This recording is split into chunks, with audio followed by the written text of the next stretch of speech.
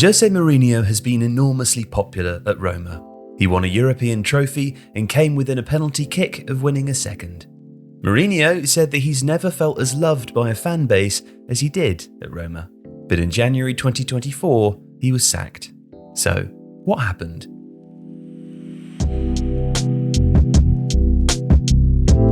Mourinho got the news in the third week of January and was visibly upset when he left Roma's training ground. Fans who gathered were also distressed. Many were in tears. "Grazie, Jose," they shouted as he drove away. "We love you. Thanks for everything." In Serie A, Mourinho's points per game ratio was the lowest of any Roma coach with 50 games or more at the club. But while last season's Europa League final is remembered more for Mourinho's tirade against Anthony Taylor, Roma were just a penalty kick away from winning back-to-back European trophies and qualifying for the Champions League for the first time in 5 years.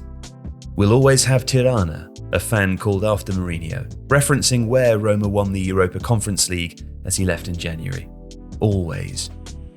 When Roma won that trophy in 2022, it was the first European competition won by an Italian team since Mourinho's Inter captured the Champions League in 2010. And it helps perhaps to explain Mourinho's popularity among Roma supporters and the cult of personality that he built in Rome, a city where loyalty matters. Over the winter, he repeatedly went public with his willingness to commit to Roma and stay at the club for longer than he has any other during his career. He's spoken too of a vast offer from Saudi Arabia and the opportunity to manage the Portuguese national team, both chances which he rejected to remain at the Stadio Olimpico. An offer to rejoin the elite at Real Madrid or Paris Saint-Germain never materialised though, and the affection shown to him by Roma fans genuinely mattered in his decision-making. That affection was expected to protect him, even after the latest bad result in a disappointing season, a 3-1 defeat to AC Milan in the middle of January. But it didn't.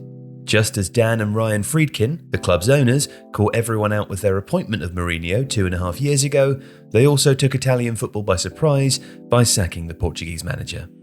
Mourinho's contract had been due to expire at the end of the 23-24 season anyway, but he had repeatedly signalled his desire to hold talks with the American owners about an extension.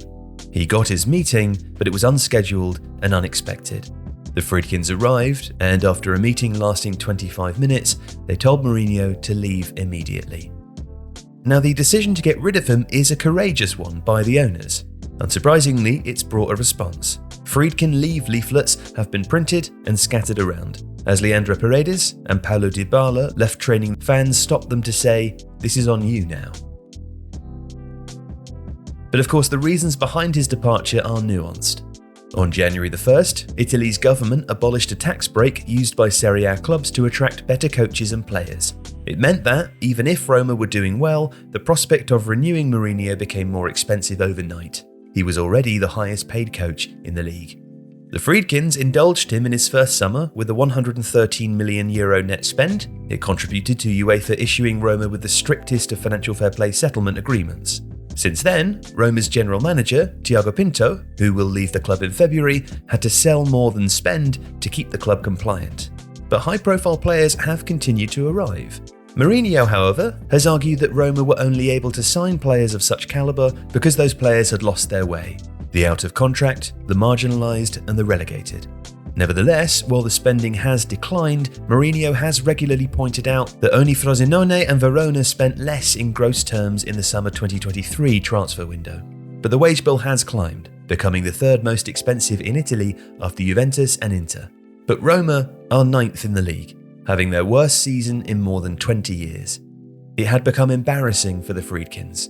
At a time in Serie A history when 4 different teams have won the league in 4 years, the owners shouldn't only be disappointed with Mourinho's failure to qualify for the Champions League, they should be asking why their investment hasn't produced a title challenge. And while the owners hired Mourinho in the hope that he would make this team more competitive against the top sides, his record of 4 wins in 28, the latest against a 9-man Napoli, is pitiful. And his disciplinary issues have also not helped. Mourinho watched his last game as coach from the stands. It was the 16th Roma game that he'd missed because of a touchline ban, the equivalent of almost half a league season. His antics, and those of his coaching staff, have been at times tiresome. And at the beginning of the 2024 winter transfer window, belated signs of pushback had started to show. A move for Leonardo Bonucci, the sort of win-now player that Mourinho likes, was vetoed in the favour of the loan of Dean Howson, a teenager from Juventus. It was all Roma could afford with a budget of €1.8 million for January, and while Mourinho welcomed the signing, the end of the club's pursuit of Bonucci signalled a shift in strategy. Also, injuries have been a problem.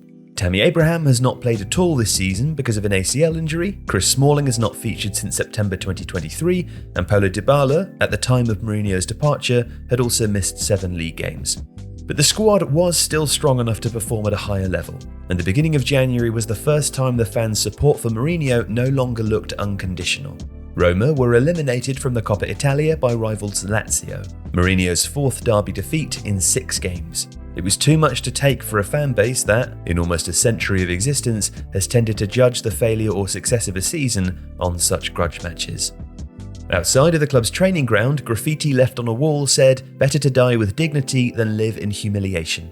It was the first sign of a protest in 2.5 years, and although the fans singled out the players for criticism, lurid mercenaries unworthy of the shirt, it did feel like a turning point, and it's now proven so.